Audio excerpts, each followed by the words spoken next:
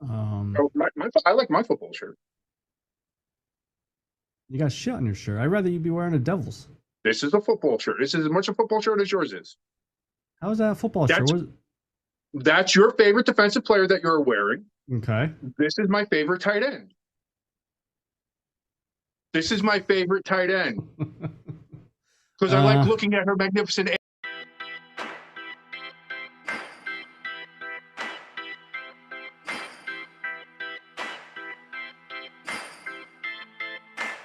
hello there, all you stay tuners. It might be the Eagles. I hate the Eagles. Don't get me wrong here. First quarter, keep it even. Second quarter, start running the fucking ball. Third quarter, take a power nap. Fourth quarter, oh shit, there's the rest of the game. Let's go. Fuck it, I'm a diabetic. I will root for the team that will literally give me diabetes and death. Rooting for a team from Hershey is like a Catholic rooting for Satan. It doesn't make any sense. This is Stay Tuned Sports, and it starts in 3, 2, 1. and hello there, all you stay tuners. Welcome back to another episode of Stay Tuned Sports. It's your good friend Jimbo here. And it's your boy King. And King. He's probably. Did I step on you? I might have stepped on you. Well, it could have I been worse. forget. I always forget because listen. To be fair, you've been stepping on me on the outro the last couple of weeks. So Yeah, I have. fair play, Yeah. I mean, I'd rather get stepped on by you than, like, say, the 49ers and the Dallas Cowboys and Drew Lock. Nobody wants to be stepped on by a 320-pound man, Jimbo. Nobody wants that. I do, because then I would get put out my misery pretty quickly, so I don't have to watch the rest of the year for Philly. You talk about misery. Like, listen, this is one of the few weeks in this year where both your Eagles and my Giants lost in the same week. The Giants are, I believe, 5-9 right now. The Eagles are 10-4, and you, just to give everybody a little peek into life, we have a little group chat. Me, Jimbo, my wife, her sister, my brother, my father, I think, is in there as well. He pops in every now and then. Mom too. Mom pops in there as well. My brother Russell. We have a bunch of people in there, and we share and discuss things all during football season. Jimbo in this group chat is Chicken Little. Sky is falling. Now, up until last week, he said the Eagles were not going to make the playoffs with the way they were playing. And this was even before the Monday night game. He's like, Eagles aren't going to make the playoffs. Then, of course, when the Giants lose and a couple other teams happen, Eagles end up clinching a playoff spot anyway. So now he can't complain about that. We needed help, though. Granted, but you still got but I told you that anyway. I said you were 10-3. I said, even if you did you could lose the rest of the way, you were still probably going to make the goddamn playoffs. Yeah. And you did. Here you go. And then on Monday night, to kind of cement that fact, you went ahead and lost. So like, you're 10-4, same record as the Detroit Lions. Yeah. Oh, if you ask a Lion fan, what does 10-4 feel like? It's going to be a lot different than the opinion that you have right now. Yeah. But I can understand the Eagles and their fans' apprehension, dropping 3 straight. San Francisco did it earlier in the year, and everybody kind of had that kind of same thing. It was like, oh, San Francisco, are they frauds? Brock Purdy, not really the guy. Oh, are they falling apart? Oh, can Kyle Shanahan even call a game right? Da-da-da-da-da. Like, it was a lot of the same shit. Yeah. And then they hit the bye week, and then they've come out, and they've been an absolute juggernaut ever since, to the point where they are clearly the NFC favorite for the Super Bowl heading into these last 3 weeks and into the postseason. Yeah. So while I'll say you are being overdramatic, as you say, to steal a line from this lovely woman right here, it seems like you love the drama. It's not the other way around. It's not like the drama loves you. You indeed love the drama. But not at my old age. I will say that I think there is a reason for concern. Yes. When it comes to the Philadelphia Eagles. I agree. And thank you for that lovely input, Jimbo. Well, there's 2 things I want to say. One, about how you say how I'm acting these past few weeks. I find it funny that you're telling me that when how I'm acting is how you acted the first 10 weeks, saying Philly's not that good of a team. They're not that good of a team. And they're not that good of a team. No, to clarify, I said I didn't think the Eagles were as good as San Francisco, Yeah. and I didn't think they were as good at the time as I think it was the Chiefs, who I thought were probably the top team in the AFC at that time. I was like, I didn't think they were. Now, clearly, I think they're as good, if not better, than the Chiefs. A lot of people are better than the Chiefs right now. Yeah. And while I don't think, and clearly that's been shown on the field, that I don't think the Eagles are quite on San Francisco's level, I still think they are a better than average team. You don't get to be 10-4 when you're a bad team. You don't. Like, again, I put them kind of in the same category as the Lions. Good, very good, but not to that level quite yet. And you know who else I put in that category? Because of what happened this past week? The Dallas Cowboys. Yeah. Because the Cowboys have a lot of the same issues that I see flipping over to the other conference again that the Miami Dolphins do. Is that whereas the Dolphins can't seem to beat anybody with a winning record. Sorry, New York Jets, but you were a sacrificial lamb this week. The Cowboys can't win on the road. Yeah. And the way they're playing now is that they're going to have to play at least a road game. They're going to have to play a road game. Yeah. And maybe be on the road the whole time, depending on how it shakes out with the Eagles and the Cowboys. If the Cowboys don't win a division, they're going to be on the road. So, I mean, this is a problem. And they didn't just lose in Buffalo. They got demolished in Buffalo. And that's understating it. That score was not nearly as close. The game was not as close as the score indicated. The Cowboys had a garbage time touchdown. But if you look at the stats, the yardage, everything in that game, the Bills just absolutely, like, it wasn't, the game was over by the middle of the second quarter. When you have the game was over by that point, and now you have to start thinking, did firing Dorsey, is this, are the Bills all the way back? Are the Bills now maybe the biggest threat in the AFC? Yeah. Because to do that to what many consider to be one of the top 2 or 3 teams, not just in the NFC, but in the whole NFL, even though it was on the road, and we all know Dallas has problems on the road, to win in that fashion, insane. Yeah. And if take the records out of it, just as an eyeball test, say, like you said, they're probably the best team in the AFC right now. I would probably say, like, how they're playing right now, they're probably the best team in the NFL. I think they could beat the Niners with how they're playing right now. I would love to see that game. And I know there's going to be Ravens fans out there that say, you're disrespecting us. And maybe I am. Maybe I have a deep-seated hatred for the Baltimore Ravens, that stems from Super Bowl 35. Maybe. I don't know. I'm not a psychiatrist. I'm not a doctor. I can't say that. But the problem with the Ravens is the same one that I've had with the Eagles, is that, yes, they've won, but they've never looked convincing doing it. Yes, Lamar will have occasionally an absolutely spectacular, stellar play that only Lamar Jackson can do, and it's a treat to watch, and it's wonderful. Yeah. But then you have games like they have against the Rams, where this vaunted Baltimore Ravens defense can't stop them. And then it took it overtime, and it took a punt and return in overtime, which to beat the should have Rams. been called back too. And it should have been. That was a block in the back, and it absolutely 100% was. Let's agree on that. So when you look at all those, when you look at everything there, like, people want to say, like, and listen, I think it's going to be a good game this Monday night, this Christmas night, between San Francisco and the Baltimore Ravens, 2 11-3 teams. It's going to be, Super Bowl preview. Could it be? Who knows? I don't know. Again, Baltimore has a history, much like Dallas does, of choking in the playoffs. Yeah. And that's a thing that's going to be on Lamar until he can prove otherwise. Now, also, Baltimore has a shit ton of injuries. Yeah. That factors in as well. You have to be able to stay healthy. San Francisco, for the most part, has stayed healthy all year.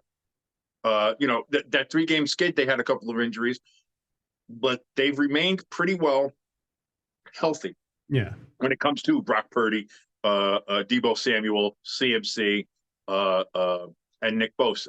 Yeah. So that's their big four there, if you will. As long as those four guys, I think, stay healthy, they're pretty set. And just quickly to go back to your boys there, the Philadelphia Eagles, what would make me worry? Now, I've been trying to tell you this whole time, don't worry, don't panic. I don't know why I'm trying to coddle you as an Eagles fan, especially on Giants-Eagles week. Why am I coddling you? King James week. I mean, please, the belt is yours. Let's I don't know about this year. I don't know about this year. Stop it. Stop it.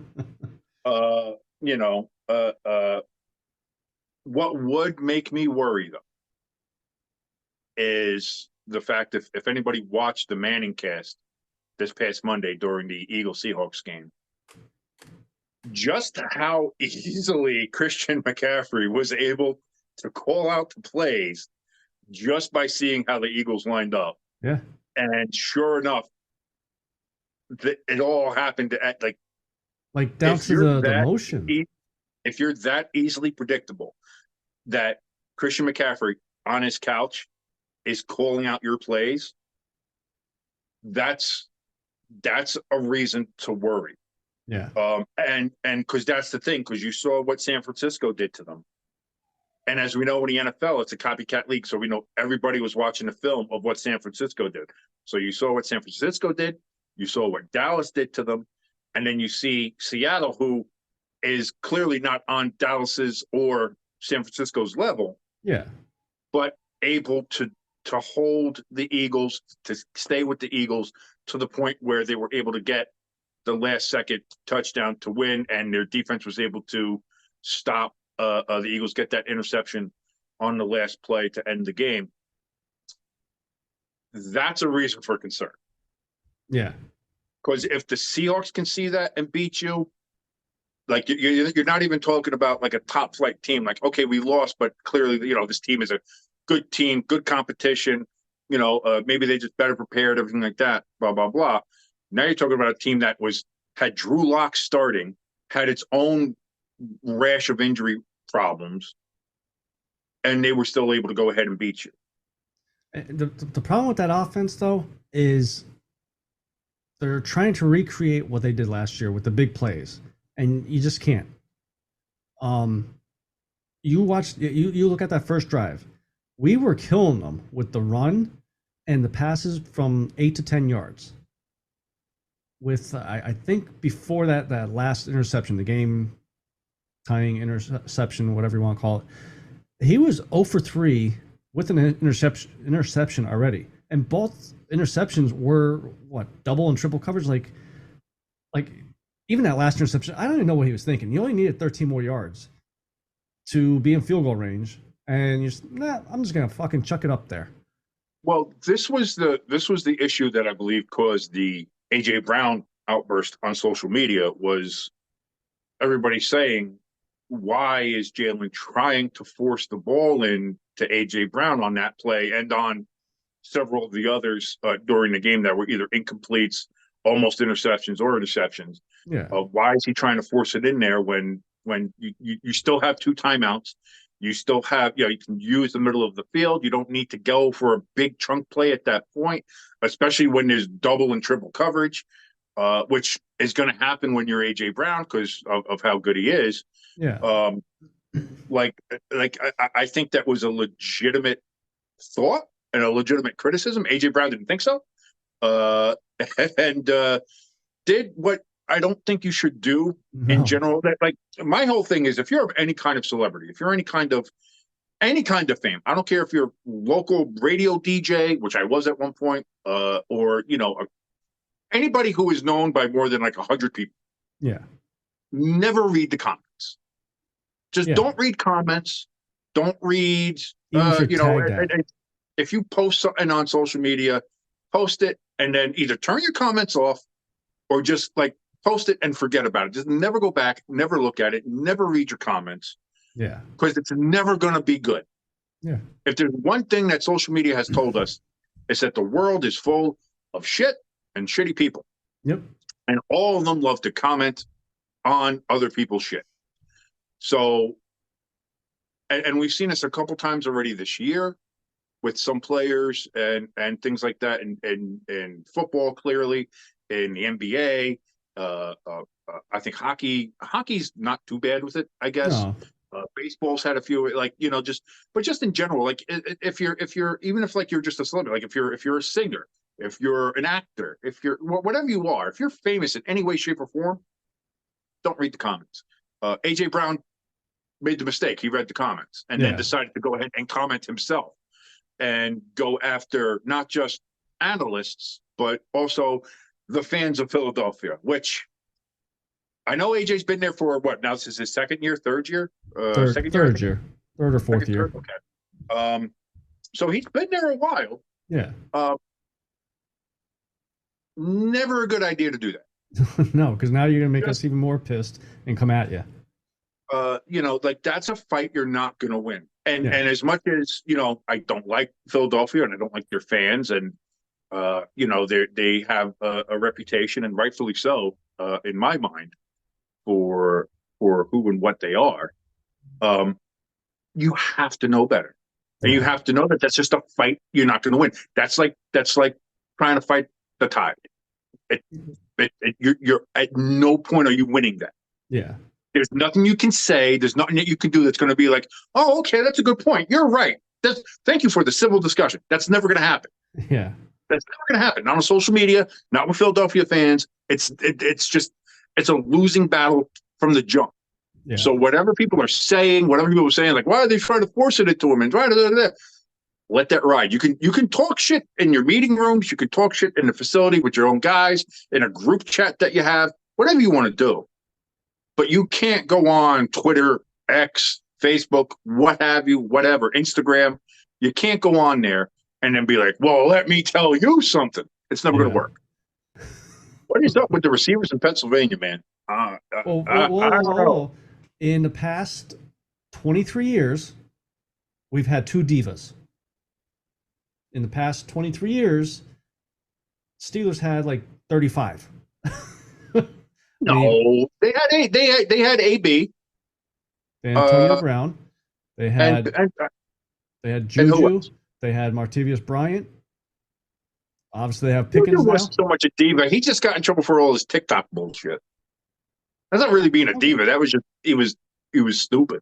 All right, I would put him on diva. I wouldn't put him in a diva category. Martavius Bryant was one. And not only that, every receiver in the NFL is a diva. If you're a receiver and not a diva, you're not a good receiver. That's you don't the bottom hear anything line. coming out of Cooper Kupp, and he's not this year, but he's the best receiver in the past couple years. No, like he's not a public diva, but I bet you in those meeting rooms, he's like, every receiver is always open. Yeah. Like Jerry Rice, in my mind, was like publicly was never a diva, but he was a diva. Yeah. He was a prima donna. Like, some are more public with it, like T.O., like AB, like who's the one I'm trying to think of? I don't know. There's been a lot of them. Let's just put it that way. Yeah. So, but like what AJ Brown did this week, not great. No. Yeah. I always get Pickett and Pickens mixed up, but Pickens, that may be a little bit worse. That may have ran him out of town. Because listen, I understand what he might have been trying to say, but number one, just don't say it. Yeah. And number two, especially don't say it if you're a Pittsburgh Steeler. Yeah. Like, that is the most un-Steeler thing anybody could say. Yeah. Is like, well, I'm not gonna go all out on every play. Like, I gotta, I've seen people get rolled up on, during they're not even involved. It's not even going anywhere. Like, I'm not gonna. And the funny part is, look, the flack that Deontay Johnson, was it Johnson, the other Steelers wide receiver from a couple weeks ago, not on the fumble, and he just was walking like he had given up. Like you didn't see the flack he got from fans and coaches and stuff like that. Like why would you? Like it is almost like he's trying to push himself out of town, which is weird because he's only been there. This is his second year, right? I believe, yeah, because I think Pickett and Pickens both are there. This is their second year there in Pittsburgh. Yeah. And that was looking like last year, at least, like that was something that was going to grow and become like a pretty good duo, moving forward in Pittsburgh. Right now it's looking like, Kenny. I don't know how much longer he's going to be there. If people, I said to one guy at work that whole leave him or team needs to not. get blown up. Who's that? I said to one guy I work with, I said that whole team needs to be blown up, from Tomlin all the way down to the guy that washes the towels. I don't know. No, they don't. No, they don't. There's no team chemistry there. There's no team. It's all me. I think that Well, it's except for one TJ Watt. person. It's one person, Yeah, and you're but saying the whole team is me. It's not. he's the only And one you don't blow up that's a whole out about team it. because of one person. And I'm gonna be honest with you. I know people in Pittsburgh are getting frustrated and being like, "Oh my God, I can't. We got to fire Tomlin because what? This might be the first losing season he has, Yeah, and because we haven't made the playoffs in 2 years. Welcome to the rest of the fucking NFL. Yeah. Sorry, but you're gonna give up a Hall of Fame coach because now because you have one losing season and you missed the playoffs for 2 years. Fuck off. Yeah, but you know Talk what? about entitled. Congrats. Guess what? If you get rid of Tomlin, first of all, somebody's going to pick him up immediately, like 0.5 seconds after he's fired. He's got another job. Yeah, Like, not even a question. No questions asked. There will be zero questionnaires. It's just done. yeah, He's going to have a job immediately. And if you fire Tomlin from Pittsburgh, guess what? Welcome to mediocrity for the next 5 years. Because now you're talking about not only do you get rid of a coach, but you're probably going to have to get rid of most. Like you said, if you do that, you're blowing up the whole team. yeah. If you get rid of Tomlin, you're blowing it all up. I mean, it sounds like they're So- already giving up on Pickett. So that means you're getting rid of your coach, getting rid of quarterback, getting rid of your receivers, at that point, then you're getting rid of TJ Watt because he's going to say, trade me. I don't want to be here. He's going to be like, this has been fine. This is great. I love this. I wanted to give my heart to Pittsburgh and everything like that, but I'm not going to sit here for a 3 or 4 year rebuild Yeah, when like that's not what I'm going to do. yeah, I like the people I have. I like Coach Tomlin. I like all that. So if they do that, so then you're literally talking about starting from ground level, yeah, which means welcome to 3-14 for the next couple of years. Welcome to being the Cincinnati Bengals before from the Joe 90s. Burrow. Yeah, Like that's what's going to happen. Well, even the Bengals, even before Joe Burrow, still were yeah, okay. that's true. Yeah, Andy Dalton they had. Andy Dalton they had, and before that they had Carson Palmer. Like the Bengals never made the further step, but they were almost always in the playoffs. They were almost always a good team. People always wondered, like, why did they keep Marvin Lewis so much? The Bengals never had so much success. Yeah, Like, if you look through the Bengals' history, outside of the 2 Super Bowls they made, once with Kenny Anderson and once with Boomer Esiason back in 1988, they never had so much success. Like the last 20, 25 years for the Bengals, like this, since Marvin Lewis got there, which was what, 2001, 2002, somewhere around there? Around there. Like, so you're talking about the last 20, 21 years has been pretty decent for the Cincinnati Bengals. They haven't been the doormat. The Browns have been worse than them. The Lions have been worse than them. The Jaguars have been worse than them. Like the Bengals haven't had a bad stretch here. Yeah, it's true. But it just felt like it.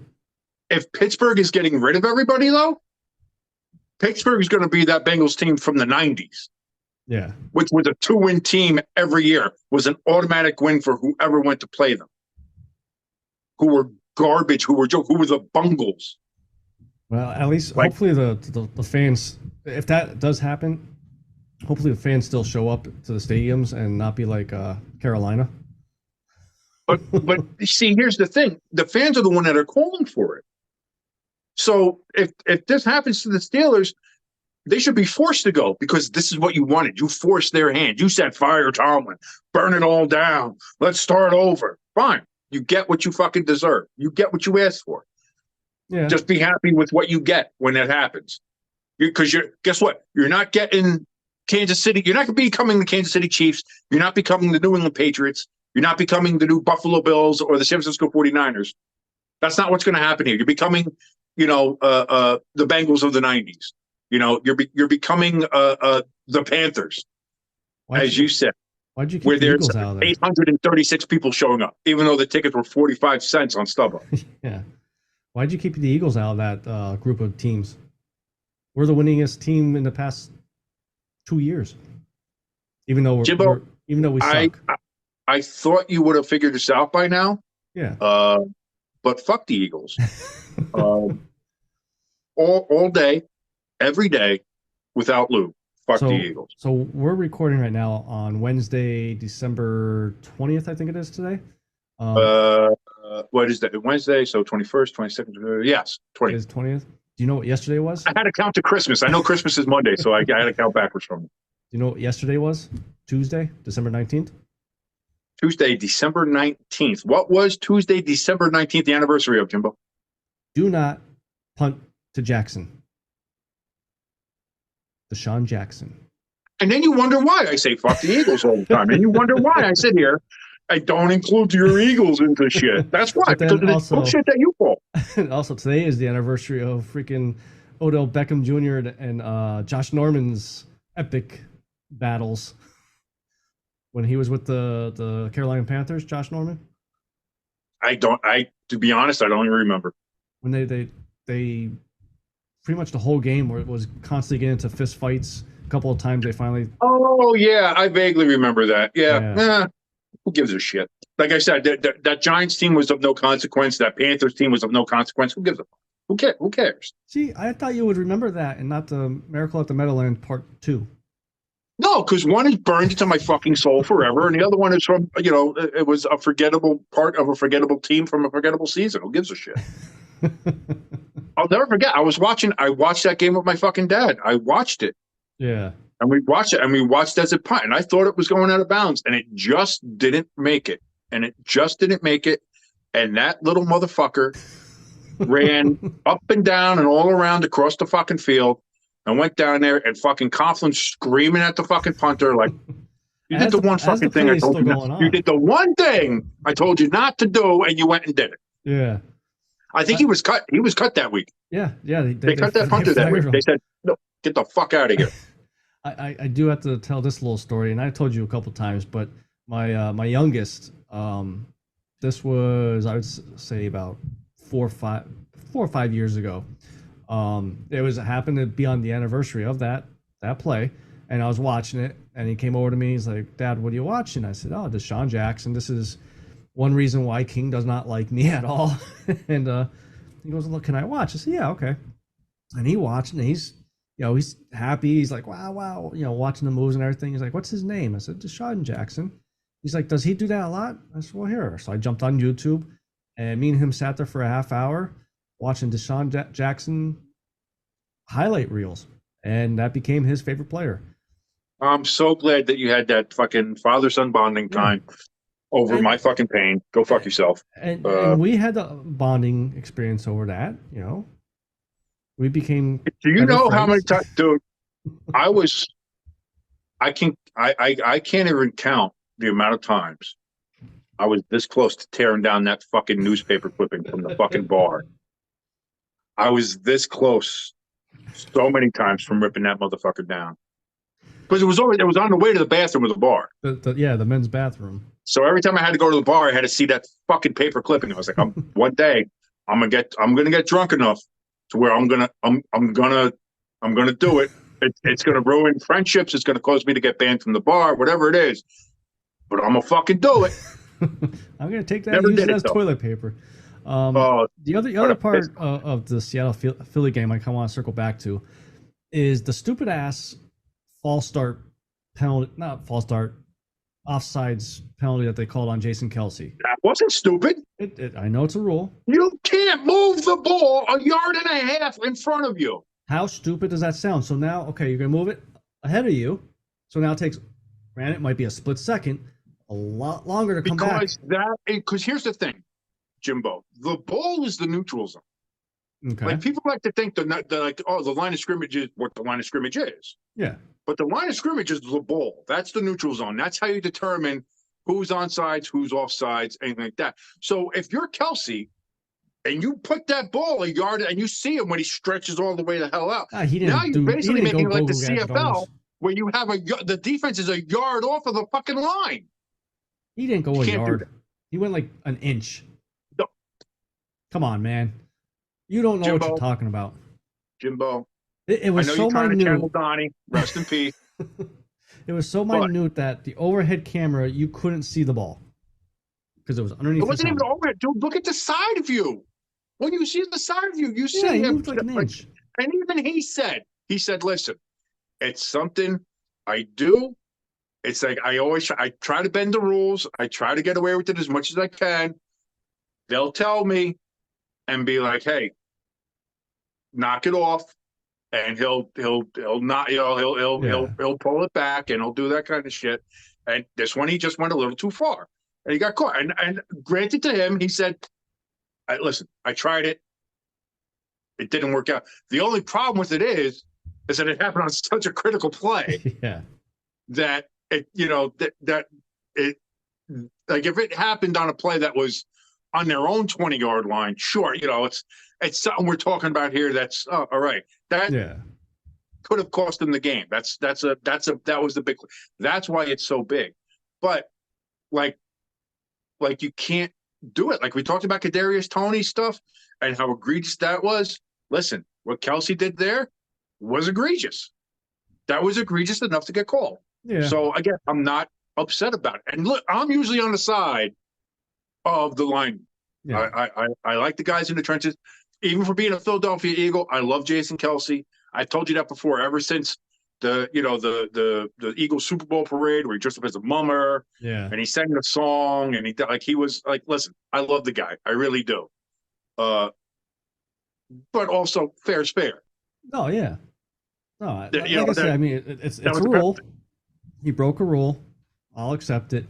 The other aspect of something that I want to stand up and yell at are some Eagles fans are saying Julian Love's game-winning interception wasn't an interception because the one toe was a 16th off the ground because they have the zoomed-in picture.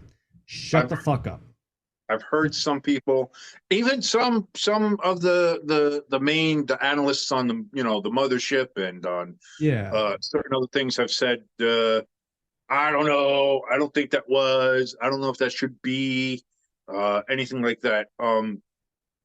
I think what made the difference was that the call on the field was interception. Yeah. I think if they had called that incomplete, reviewed it, it might have come back as call stands incomplete. I still think it would come back as interception.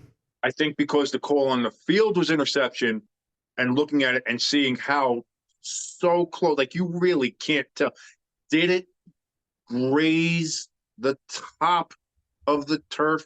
Did it get it at all? Did it not? Was it a tap? Did it hit his leg and bounce off the leg and not the ground? Like, at that point, you're looking at that stuff. And the other part of that too is we always yell at the refs, like, look at the replay. And the replay is always supposed to be indisputable evidence. Yeah.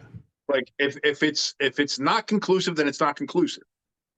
But you can't sit there and look at it for 3 minutes, 5 minutes, zoom in, zoom out, super slow, slippery. Like you can't do that.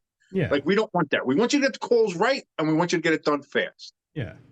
So at the end of the day, the call on the field was interception. You looked at it. To me, it looked like he ever so slightly got that tip of the toe on the turf. But again, it's not insanely conclusive whether he did or didn't. Yeah. And I think in that case, you have to go with call stands. The call stands as like he didn't say call was confirmed. He didn't say call, anything like that. He said call stands because that's what it was. It was call on field as interception. It stands as the interception because I can't fucking tell. Yeah. And everybody looking at home, like you said, every Eagles fan probably said, they didn't touch the fucking turf. And everybody else, or the other half of the people are like, it looks like it touched. It looks like it did a little touch. And you kind of have this 50-50 look on it. So, but I agree with you on a couple things. I think, listen, you had so many other wasted opportunities in that game. And being the Eagles, you need to, if you want to be one of the top teams, you got to win that game. Yeah. You have to win that game. And in that case, it shouldn't be that close to where a blade of plastic is what's going to cost you or not cost you a game. And that's because the thing then here's is, the other thing too. Even if that call goes the other way, then it's still incomplete. And what would it be? Third down? Was that a third down or fourth down? I can't remember. it would have been like third down. Right. So I mean, you're still, and at that point, they're still back in their own territory because that was a big fucking ball that he threw. Yeah. So, like, it's no guarantee. Like, it's not like, if he doesn't get that, well then AJ had it. That's not how it turned out. That's my thing is okay, if it came back incomplete, I still don't think we would have moved the ball. I mean, you seen how that second half was going for us, offensively and defensively. We weren't winning that game. I don't listen. You don't know, but no, you don't, obviously. But the eye test, as we like to say a lot, I don't think we're winning that. And I still think, here's the one positive I will take out of that game. I don't know if this is because Patricia became the play caller, even though he's the defense coordinator, but he's not. Don't know how that goes. The tackling looked a lot better compared to the prior few weeks. We weren't missing a whole lot of tackles. Guys were flying around. Our rookies played a hell of a lot better than Bradbury. I think Bradbury should be benched this week, and let Rolby be our slot guy. But let the young kids play. Maybe that's what maybe that's the thing we need. We need that young talent infused into the defense. Let the young kids play. What do we got to lose these last 3 weeks? We're not going to because you're going to win the last 3 weeks. You're playing the Giants twice, and you got the Cardinals. Like, if you lose any one of these games, yeah, then no. If I was you, I would be like, yeah, no, we're not doing anything. Yeah, like you can't lose any one of these 3 games. You can't. Not with the way the Giants have been. Not with the way the Cardinals have been. But we've seen with the NFC East rivals, it's hard to sweep. I mean, the Commanders, I believe hard to sweep. The Giants, I think, have won 2 games against the Eagles in our entire friendship, which goes 12 years now, I believe. The Giants have won, I think, 2 or 3 games total in 12 years against the Eagles. The past it's 2 not years. that hard to sweep the Giants. We suck. Well, where's all this at? That came crashing down this past weekend. And kudos to him for yelling at the PR team, the Giants PR team, to stop with He told everybody, like, chill it out with the mob and Italian shit. Like, that's, and he got a new marketing agent. He still got Stellato there to do his football stuff, but he wanted somebody else to do the fake all Italian. the other outside stuff, which I get it, and also good for him because, listen, you never know how long the ride lasts. You want to try to get what you can get for it. I will never. I'm not blaming him for that at all. So good for him. And I know there was a blow up about some pizzeria appearance, but that got all made up and was made good, and he did his appearance and all that stuff. So good for him, good for all that, and good for figuring that out. And these are also a big 3 weeks for him too. Yeah, like because you can still show that, like, make the decision hard for the Giants. Yeah, make it be like, hey, listen, if you put some guys around me, I can be your Brock Purdy. I can be the guy here for you. And you've already seen that I have, other stuff. Like he's played well. Last week he got murdered he got sacked 7 times, I think, 9 times again. Like, Oh, what did I got see? 35 sacks in the past 5 games? I think it's 50 something. Was it 50? It was something He outrageous. played 5. He started 5 games, and come in relief in, I believe, 2. And I believe he's got 52 sacks total. That's insane. And he's like the 5th most sacked quarterback in the NFL this year Yeah. already, just having started 5 games. So it's something like that, some crazy fucking stat like that. I don't know. Yeah. But he's still like, so I think there's a lot for him to show here. And for the Giants, like, listen, show you have a backbone. Show you have some kind of fight. Show that you're not going to let the Eagles just fucking roll over you again and again and again. Show some fight. Even if you fucking lose, show fight. If they at least show fight, as long as it's not 30-3 or 30-0 or some shit like that, like, show you have some fight. And show like, hey, listen, no, we're not going to make the playoffs. No, we're not doing like that. But we can fuck up their day. Yeah. We can make them lose the division. We can make them lose home field advantage. We can make them have to go on the road and fuck their whole year and make them lose 4 in a row, make them freak out. Like, do that. Like, have some pride in the fact of, you know what? Fuck that team. Yeah. And, that's been lost a lot in these last couple of years.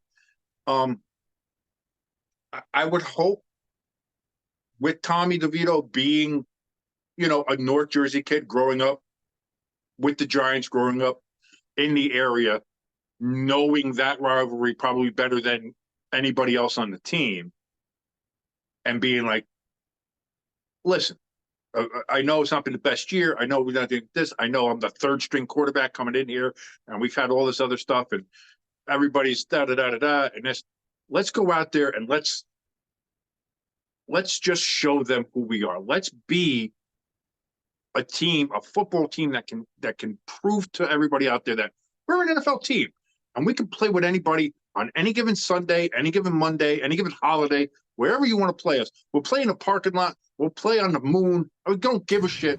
Just let us go out there and let's show fight. Let's play the absolute best that we can. And fuck these people. Fuck Philadelphia. Fuck the Eagles. Fuck their fans. Fuck it all. And just go out there and like Dabo said, just rip that son of a bitch. Yeah. Just go out there. What else do you got to lose? Go out there and just play with that reckless abandon and see what happens. What's the worst that can happen? You lose? You're going to fucking lose anyway. If you try to play it safe and try to, let's try to put together this meticulous game. No.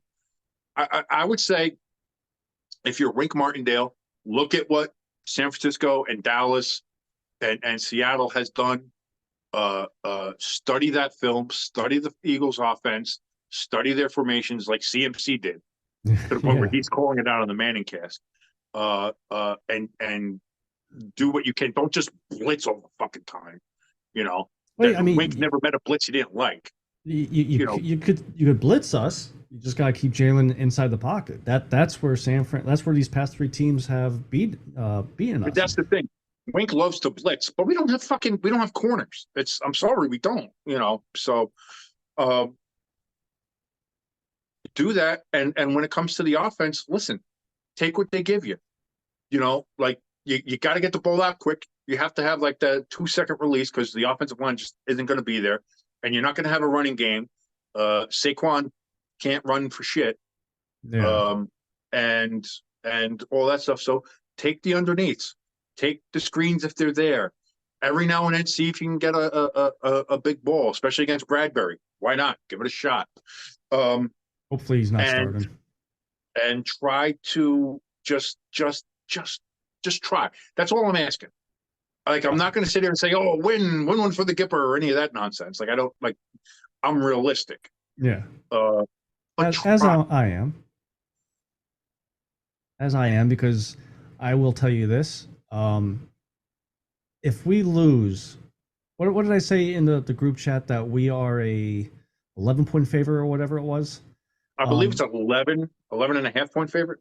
If we lose, I'm packing in the season, and I'm going to start watching a little bit more Flyers games than I probably should have or should. 1-1. We're 1-1 for the season. So Yeah, calm down. And it you took you cheated the first overtime, game. so shut the fuck up. Yeah, and your goalie, he couldn't stop a freaking. Neither of our goalies are good. We got What are you that's a talking about? whole. We got That's a two whole best other thing. goalies in NHL. But I was thinking about this. I think the reason why the Flyers are so good right now is what the Eagles did in 2017.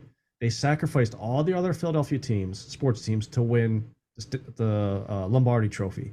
I think the Flyers sacrificed the Eagles to win the Stanley Cup this year.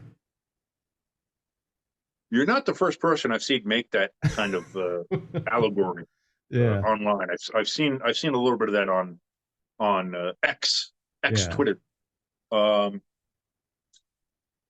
I still want to believe that the Flyers will come back to earth, but it kind of is starting to look like the Devils did last year, where it was like going into the season, didn't believe they were going to do too much.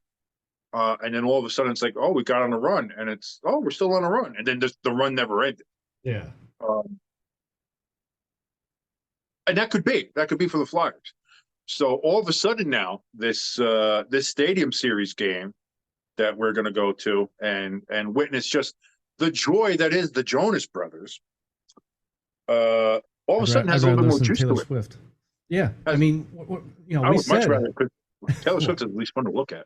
we've seen you in videos with Taylor Swift, so we know your passion for her. Wait, what videos are there of me and Taylor Swift? No, I said your videos of Taylor Swift being What at the videos of mine of Taylor Swift? being at the concerts. Yes, I went with my wife. ear to ear, and yeah, I'm sure that's why you decided to go. Well, listen, the one was a rain show. The one I went to, the Reputation tour back in the day. Yeah, that was a rain show. That one was seeing Taylor Swift soaked to the bone, wearing black sequin bodysuits. Yeah, buddy, let's go. but yeah, I'm not going to apologize for that. I'm not apologizing for that. Going back to the outdoor game, I remember. I think this is how it went. I bought the tickets. I surprised you with them, and said, "I know we're gonna get our ass kicked, but I want to go to this game with you to experience it." Did you say you ever went to an outdoor game? I've never been to one of the outdoor games. No, I went to two of them, so I want you to experience it, which I thought it's a really cool experience. I'm actually going to MetLife Stadium. I got a life insurance policy out on me now, so I'm good there. I just gotta get my will set up. Dude, it's East Rutherford. It's not South Philly. You're gonna be fine. Which I believe tomorrow on my Facebook memories will be the videos of you, me and you going to the Eagles game, because that popped up today that we got the tickets. That was a fun experience. Thank God the Eagles sucked that year. And the Giants sucked worse. Even though the Giants lost that game, again, because the Giants can't beat the fucking Eagles. But most of the lower bowl was Giants fans because they had bought up the tickets. Yeah. Because the Eagles were just that bad. So I actually had a pretty good, except for the one guy in front of me that just kept on going. I will never forget though us tailgating and looking at where the subway steps were coming up out, and you just hear the old SEPTA, yeah. You hear that the rumblings coming up, and I look over at King, and dude, you're white, but you were white. You were dude. It was The Walking Dead.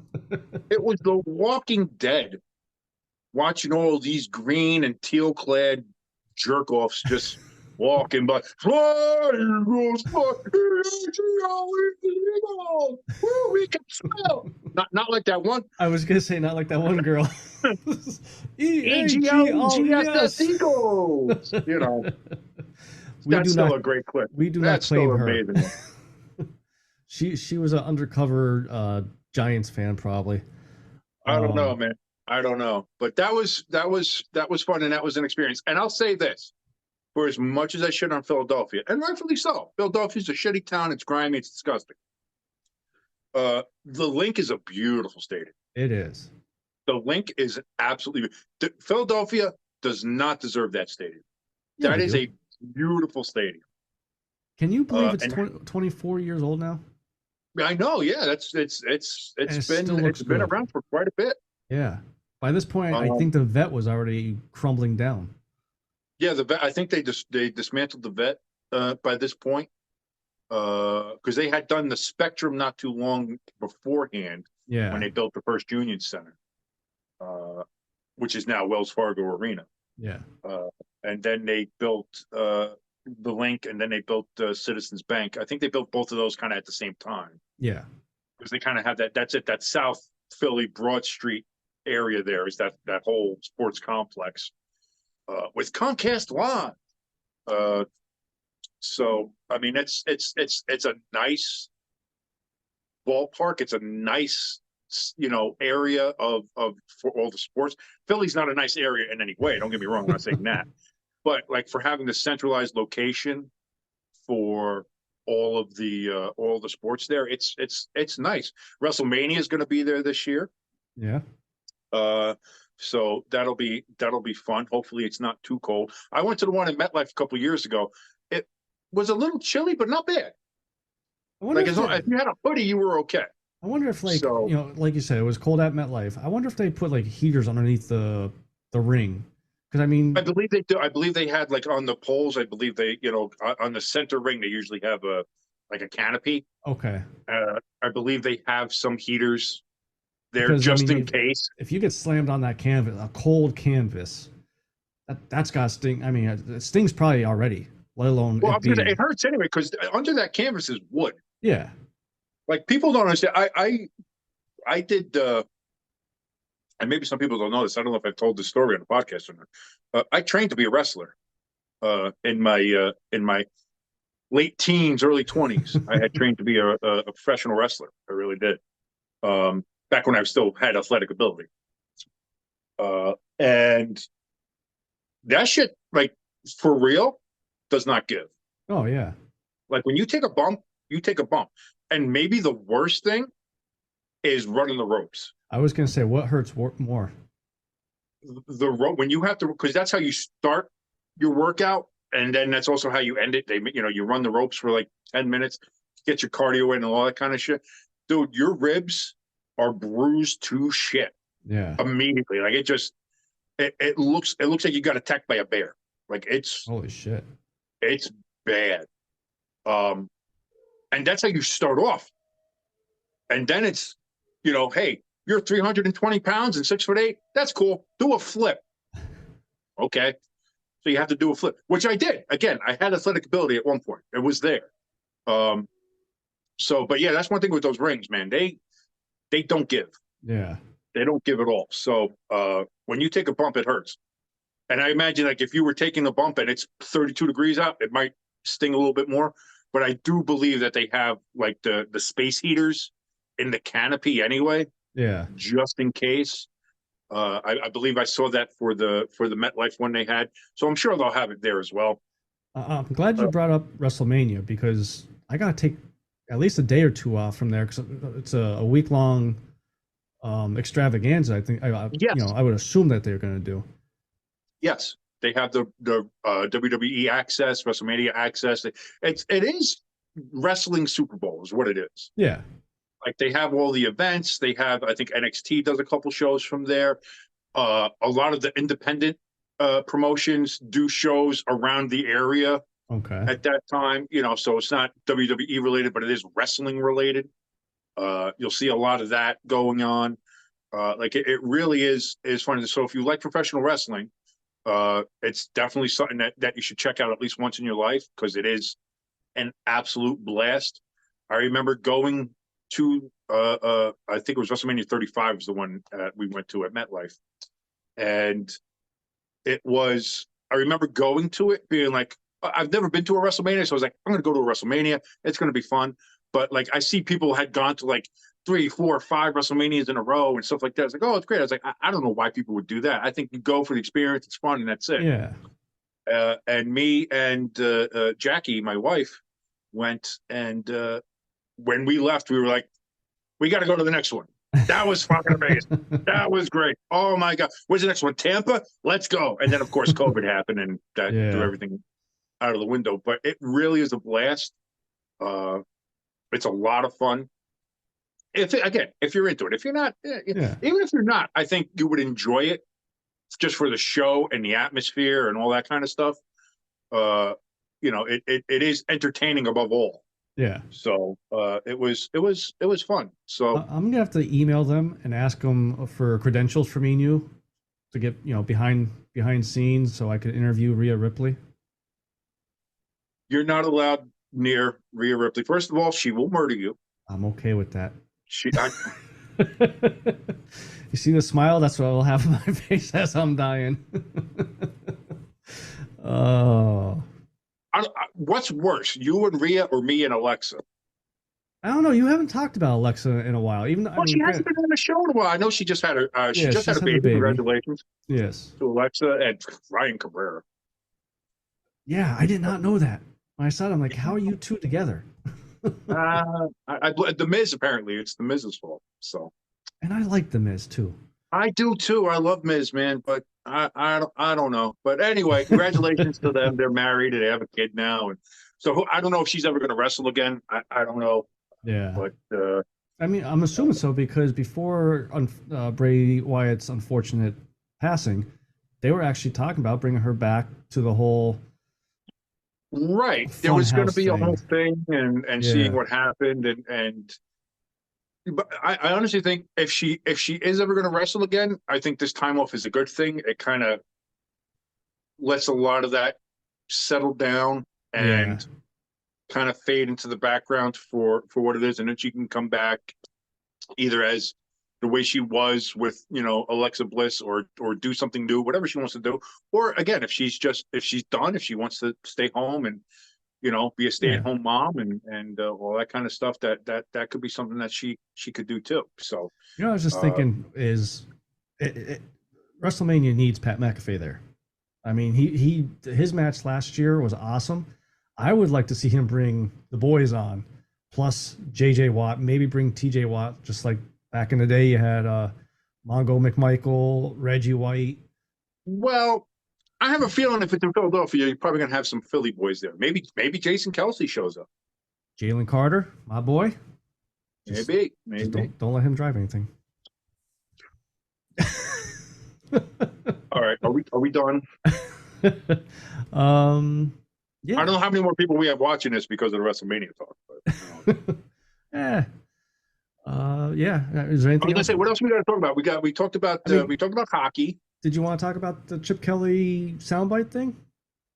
I actually did because it's something that I've said before on this show. It's something that I've said to you many times and have said it loud from the rooftops if anybody would listen to me.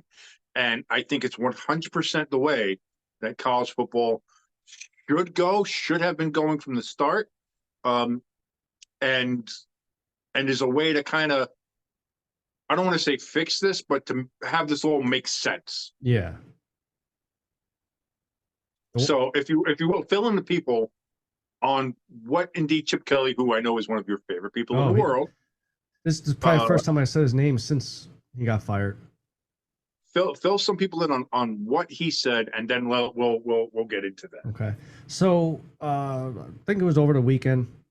A reporter asked him how he feels about where the state of college football is right now, and if there's anything that he would want to fix. And he said, absolutely, there's a lot of things we got to fix.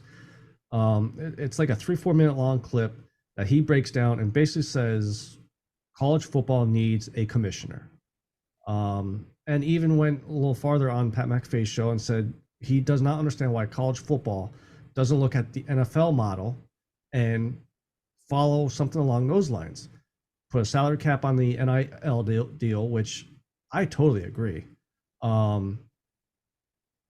couple other things, how to do the scheduling, how to, distribute the money, and even went down to the point of saying that football should be its independent self, where softball, soccer, they should have their own, not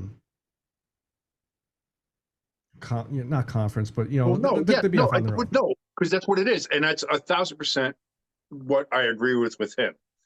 From the start is because when you saw all this realignment happening now, where you're having UCLA and USC in the Big Ten, Oregon and Washington in the Big Ten, Stanford and Cal are in the ACC. They're on the Pacific Coast, but they're in the Atlantic Coast Conference. Yeah. Go fucking figure.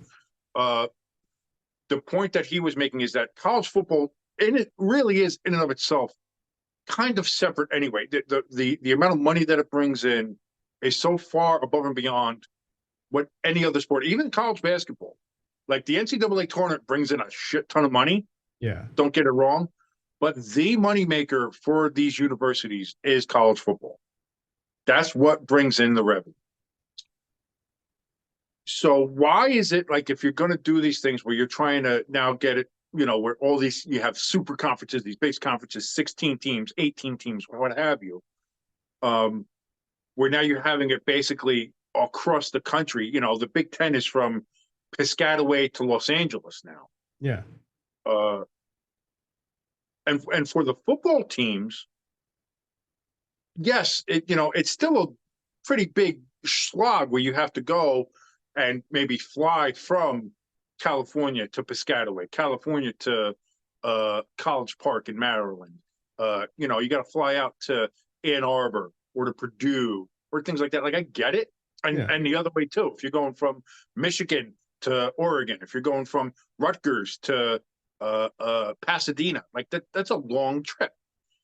But it's one that you have to make once a week, if that. And it looks like they're even making a schedule to where they're kind of bundling the travel in parts. So like they travel early in the season and stay home later on and stuff like that, whatever, trying to just make it work for everybody.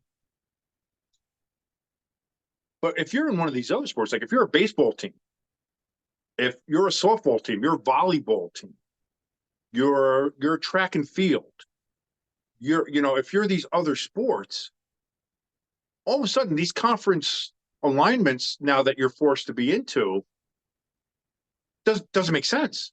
Yeah. Now, and you don't have the money for it the way that football does. And you have to do it a lot more. Like baseball is, they play throughout the week and on every, all this, like they have a lot longer schedule. Volleyball is not a once a week thing. Volleyball is scheduled out the way it is. And so now you're talking about adding that, like a whole ton of traveling, a whole ton of expenses. And that's the point that Chip was making. He's like, UCLA softball should still be playing Arizona softball. Yeah. Like USC volleyball should still be playing Stanford volleyball. Like what should happen is that the football programs should not be like in like the Pac-12 or the Big Ten or the SEC. Remove that. Keep those conferences, keep the Pac-12, the Big Ten, the SEC for the softballs, the baseballs, the basketballs, the things like that. And have football be, in essence, kind of what it is now, which is an NFL minor league. Yeah. And you set it up, you have, two conferences or set it up in divisions, set up in regional divisions. And like you said, what is it? 7 against your regional divisions, 3 from outside or 4 from outside, whatever it is, 8-3, something like that. Whatever he said the breakup was, have it set up like that. And again, then from there you can set it up to where you have and I believe the NCAA commissioner has already the new NCAA president, sorry, Okay. has come in and started already saying about how they need to streamline and get some regulations around the NIL and how that money is done, how the deals are made, get some protections in there, not just for the schools clearly, but for the kids as well. Because you look at some of these deals, these kids are getting absolutely fucked on some of these deals. Yeah. So like to get standardization like that. And I think Chip is on the right path of saying get an overall college football commissioner, have it separate from the NCAA. The NCAA is fucked as it is. Yeah. So, and college football isn't really beholden to it. It doesn't need to be. and that's been kind of known from the jump. Like they college football is sticking with the NCAA out of habit. Like the NCAA doesn't give them a trophy. Whoever wins the college football playoff, that trophy and all that stuff, that's not from the NCAA. Yeah. That's from the college football playoff committee. That's what that is. Like whenever you see the NCAA trophy, it's that nice wood one. It's got the gold thing on it, the glass arch, and it's like, oh, that's not, like the one the basketball team gets. Yeah. That's an NCAA trophy. Football teams don't get that. So they're already not really, but like the NCAA doesn't really have a all-encompassing thing around college football as it is. So just rip that fucking Band-Aid off, and let's do this properly. Let's set this up. Set up, a Northeast division, a Southeast division, a Midwest division, a Southern division, a Western division, a Mountain division, whatever you want to do. Yeah. Set it up. Get the top 64 teams that are in it. And listen, if you want to throw a little of that fucking European promotion relegation shit in there, have like the bottom 5 teams overall get knocked down. The top 5 teams in the 1AA level, if you want to do that, have them come up and put them in wherever. Like, do that. Fine. I don't give a shit. That'd be interesting. But like, set it up to where like you're not punishing these other sports for football trying to, get the money for these schools. Yeah. That's what it is. It's like, again, college football is its own separate animal. Let's stop trying to pretend that it's not. Like everybody wants to hold on to these conferences like it's, oh, well, there's tradition and tradition. I hate to tell you, folks, the college football tradition, the tradition of the conferences and rivalries, that shit's already gone. Like a lot of people have already been complaining about it anyways. So what's the point of trying to hold on to something that's not there? It's already gone. And that's the thing. Like the rivalries, you still could have. You could just have to work that through the schedule. But the traditions of SEC's better than Big Ten. Once you set it up to where like you get rid of these conferences, get rid of Big Ten, SEC, shit like that. Set it up to the divisions and go ahead and name it if you want to. Name it the Southeast Division. Yeah. SED instead of SEC, whatever the fuck you want to do. I don't care. Or don't. I really don't give a shit. But like even Chip said, you set up the 7 or 8 that are in your division, and then you can have 3 or 4 that are outside of it. Yeah. And so even in that case, you're still playing regionally. You're still playing against teams in your region, but then you also have these 3 or 4 games for teams outside of your region, but that are still good powerhouse teams. Like again, this top 64 setup that he was talking about. Yeah. So like you have Michigan, like, and it ends the whole conference stuff. It ends all that kind of shit. It ends about, listen, Notre Dame, is Notre Dame ever going to join a conference? They're going to be independent. It ends that. It stops it. They're in a division. They're in the Midwest division or whatever it's going to be. Like, you don't have to fucking worry about any of that shit anymore. Just get it done. And then Notre Dame plays Michigan. They get to play Purdue. They get to play Ohio State, all that shit. And then they also still get to play USC. They can still play Stanford. They can still play those meaningful rivalry games that they have, that aren't just based in the Midwest. Yeah. That make Notre Dame, what it is. The same with Michigan. Same with, any of the other teams. Like it still can't happen. Yeah. So, the problem is it makes too much sense. It'll never happen. And yeah, exactly.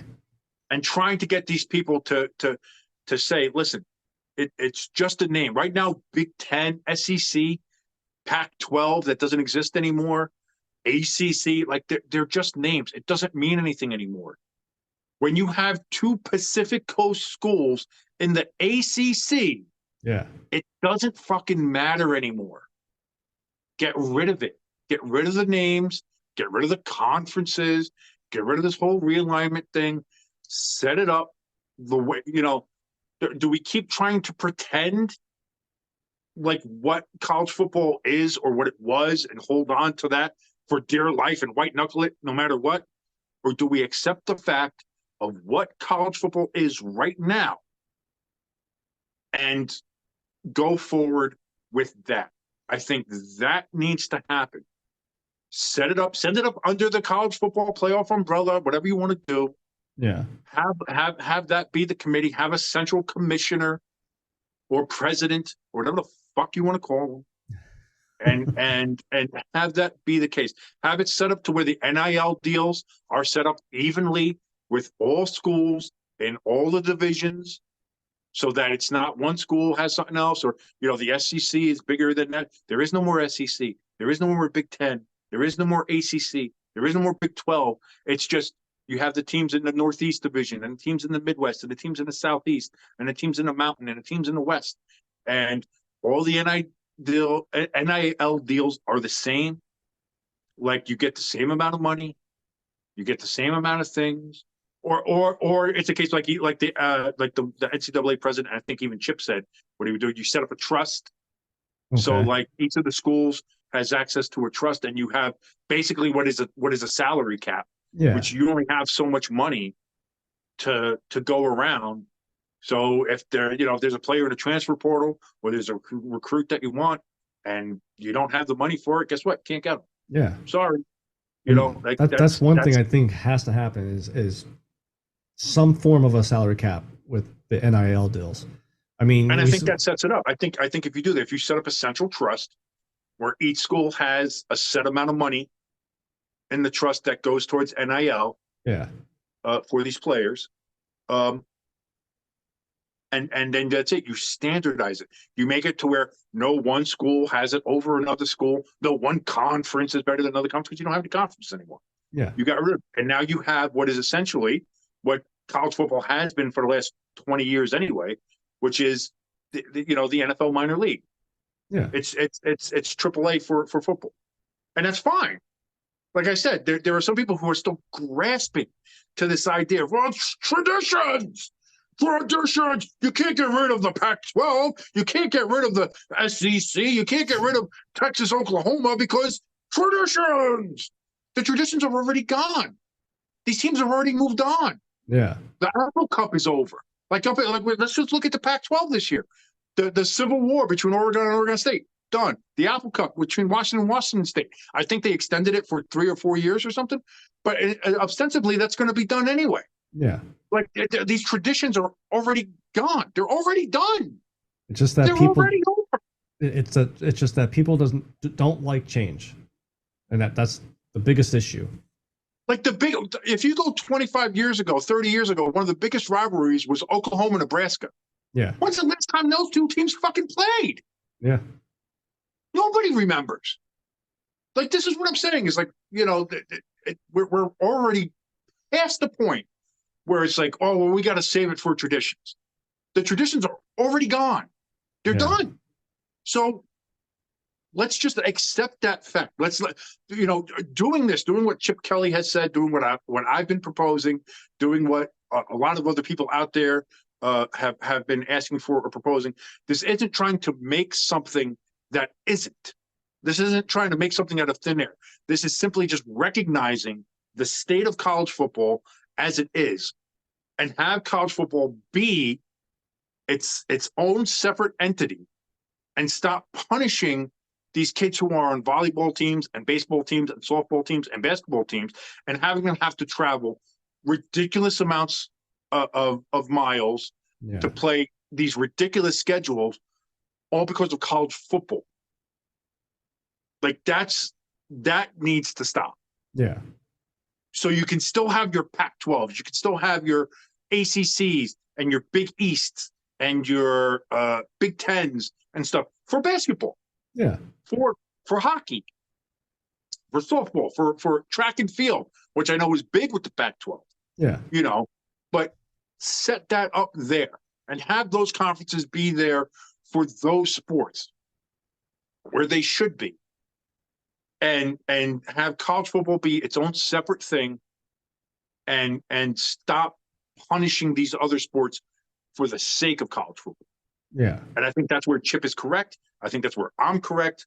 And if you disagree with me or Chip, you're fucking wrong. I'm sorry. That's the be all end all of it. I love you. I respect your opinion, but you're wrong.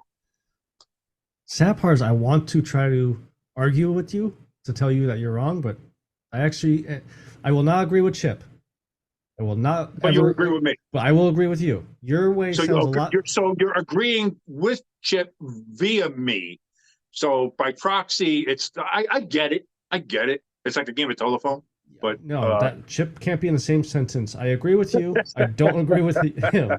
But I will it say makes this. too much sense. It does though, and you agree. And I think anybody who has a sense of it that's maybe not from the deep South, where Yeah. tradition, you know. I will say this though, if they do come around to say, okay, yeah, we got to do something, and whoever they choose, because I know Chip said a couple of guys, whoever they choose to sit down and say, hey, figure it out. You know what I think they need to do first before they sit down? What's that, Jimbo? I think they need to make some Dubby before they go into the office. See? They need to focus. I agree. See, this is where you kind of agree with me, and kind of what Chip Kelly threw me for this. I think Chip, through me, would agree with you that before they sat down and kind of hammered out all the details, indeed, I think everybody needs some W. And do you know why, Jimbo? Why is that? I think you're going to tell us why, but I'm going to tell you why too. I think it's because you need to focus. Yes. Is that what we're looking at here? You need to focus. Exactly, because there's going to be a lot of things to talk about, and if you're not focused, you're just gonna. What'd you say? I forget. But now you're focused. Now you're zoned in. Oh wait, we're gonna put Michigan in the Western Division? Sure, why not? That's the kind of shit that'll happen if you're not focused. Exactly. And you need to be focused, especially if you're going to be doing this college realignment and making college football its own separate league here, like we want to do. And this is why. Did you know that Dubby itself has neurofactor, man? Helps your brain. It's not just giving you energy, and it's also not going to give you that crash because it doesn't have any sugar in it. So that's also a good thing too. If you're diabetic out there, you need a little energy boost. Don't drink a Red Bull because that thing's full of just energy. Or can I say Red Bull? I don't even know. Drink the one that has the cows on it. Don't do that. You know why? Too much sugar, too much of the other stuff. You're going to go, oh, wow, this is great, and crash. And you go back, oh my God, I'm dying. That's not going to happen with Dubby. Dubby doesn't have the sugar. You don't have the crash. It has neurofactor. Helps your brain. That's the stuff that the college football people need. Because you got to have your brain 100%, 110%. Dare I say 183%. Because you can't mess this up. And that's why Dubby's going to help you. Here's the thing. While they're going to do, and these are college-educated people, Jimbo. I want you to remember that. Yes. These are college-educated people. And they're smart. A lot smarter than So us. when they go to dubby.gg to go ahead and get all the stuff they need there, you can get all the different flavors. You can get a lot of merchandise. You get the shakers and tumblers there for your Dubby. When they go to check out, in the promo code box, they're going to put ST Sports 18. They're going to put ST Sports 18. That's all capital letters because they're going to get 10% off because they're smart and they're college educated. Exactly. And you can do the same thing. All you have to do is go to w.gg. When you check out, put in ST Sports 18 in the promo code area. You're going to get 10% off your entire order. Jimbo, what do they say about Dubby? Be better, do better. I think it should be. I should have flipped it. I think it's do better, be better. Yeah. See? Or be it's be better. Yeah. See, now you're screwing me up. You need Dubby. You need Dubby. You need to focus. After the show, I'm gonna make some of my orange callow cream. That's good stuff. Don't do that. I got my goal. That's back, baby. Tommy DeVito. Let's go. Yeah. Fuck the Eagles. It'll be back when you guys win 30-3 this weekend, or this Monday. Don't do that reverse psychology shit with me. Don't you dare. Don't you dare do that. Well, you know what? I haven't put any bets on any Eagles game since the Dallas game. I think it was. I gave up. I said my reverse psychology is not working no more. I'm just gonna sit here and take it up the tailpipe and hopefully watch the Flyers sooner than later. That's an odd turn of phrase, but go ahead. Anything else we want to talk about? I think with that we should probably be done. The only other thing I will say is, Antonio Brown, you're being too quiet lately. We need some more comedy skits from you, so me and King can make fun of you. No, he's being quiet. Leave him be. Stop. So till next week, this is your good friend Jimbo. And it's your boy King. We're out.